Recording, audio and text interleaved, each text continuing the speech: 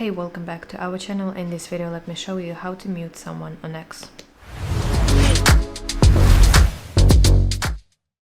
Okay, so first of all, open X on your device and you want to tap your profile picture in the top left corner of the screen and scroll to Settings and Privacy. Now, as you can see, your settings are divided into several sections. You need to go to section Privacy and Safety. And from here, let's go to Mute and Block section. Now enter muted words page and select Add button in the bottom right corner of the screen.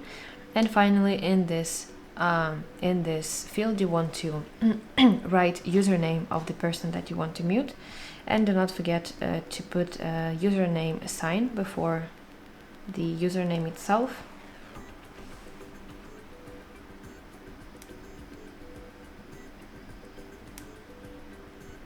Okay, and select mute from home timeline, notifications, and of course select duration. So it could be forever, 24 hours, 7 days, or 30 days. And finally, when you're ready, you have to tap Save button in the top right corner of the screen to save this muted word. And basically after this, you will not get any new notifications from this person, and also you will not see posts from this username in your homepage.